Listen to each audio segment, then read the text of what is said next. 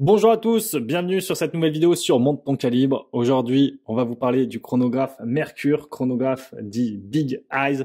Donc, Mercure, c'est également eux, je pense, qui ont la marque Pierre Paulin qu'on avait présentée dans une dernière vidéo. Je vous la montre rapidement. Voilà, chronographe Big Date. Très sympa également.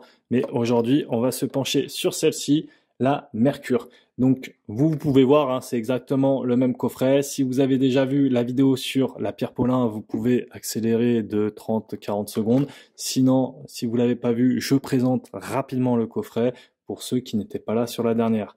Coffret rigide, très sympa, qui peut également servir de coffret de transport. Donc, je trouve ça plutôt cool. Avec le mot chronopiece, donc qu'on retrouve sur le devant et sur la petite languette de fermoir.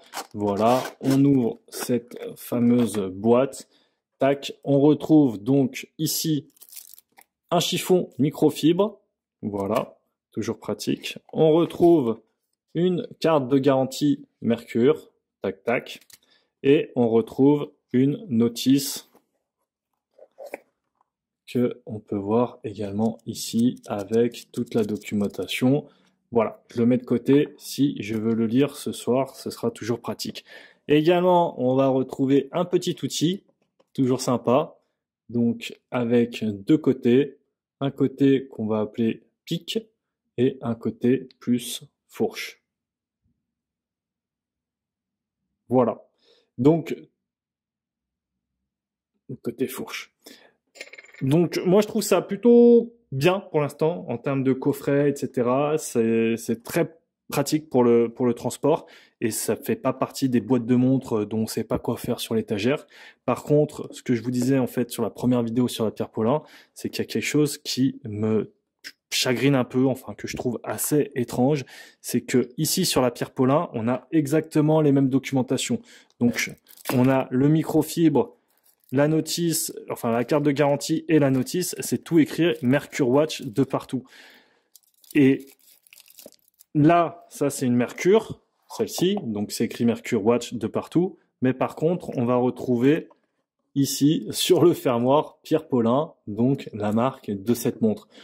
Je trouve ça un peu dommage, donc j'ai l'impression que les deux marques fonctionnent ensemble. Je trouve ça un peu dommage, mais bon, voilà. Et d'ailleurs, sur la Pierre Paulin, on a exactement le même ici, là, c'est pour ça en partie que je les avais laissés.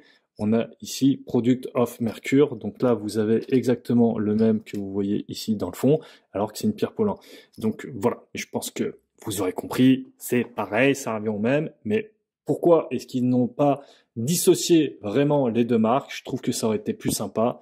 Mais bon, quoi qu'il en soit, c'est comme ça.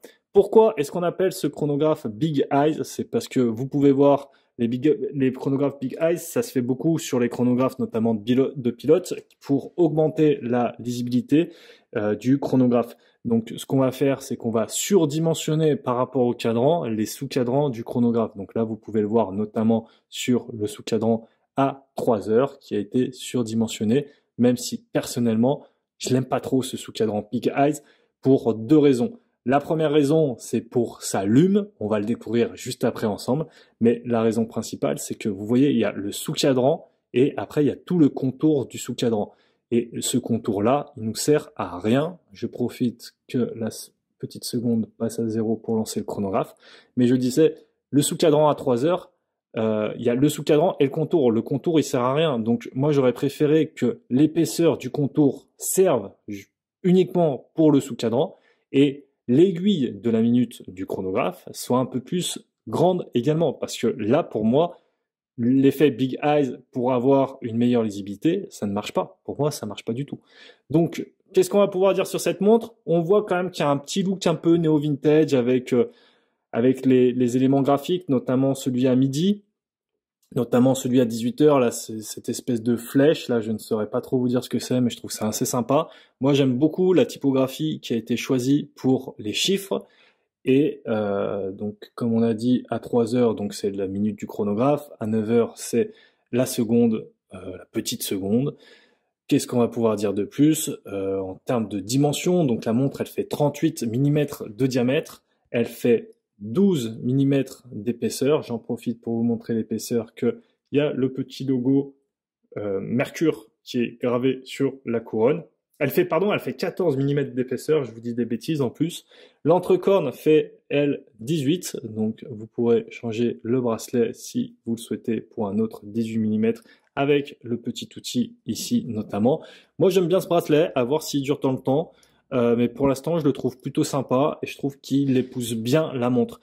D'ailleurs, en parlant du Big Eyes, j'ai oublié de vous le dire, mais il y a une version noire de ce chronographe où je trouve que le Big Eyes ressort mieux. Donc, si jamais vous voulez vous procurer cette montre, je vous mettrai le lien en description si ça vous intéresse.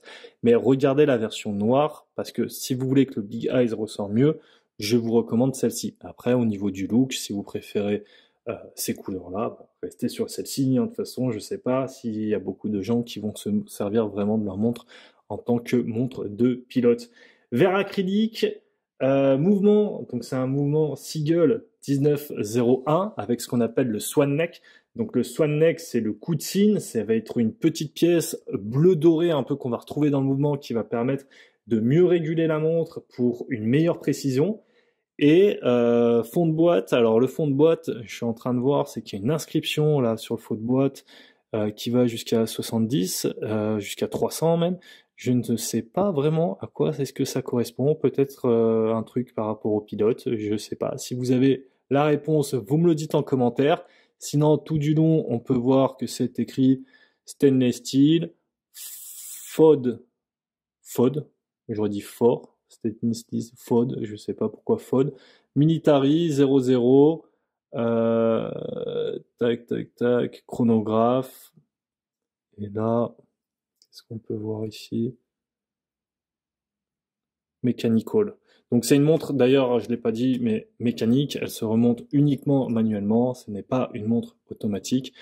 Et d'ailleurs, elle vous fera sûrement penser à la Seagull 1963. C'est le même mouvement, c'est les mêmes dimensions, c'est pareil, les deux ont un verre acrylique, etc., etc. Celle-ci, elle est étanche à 3 atmosphères. Et qu'est-ce que je vais pouvoir vous dire de plus? Je vais pouvoir vous faire une vidéo de la lume. Et c'est là où vous allez voir aussi pourquoi je ne trouve pas que ce Big Eyes soit tellement bien. 3, 2, 1. Voilà. Alors, pourquoi je n'aime pas cette lume? Elle est chouette, hein, la lume, il n'y a rien à dire là-dessus. Mais en fait, le truc, c'est que là, je vais déplacer un peu les aiguilles, puisque du coup, ça cache la minute du chronographe.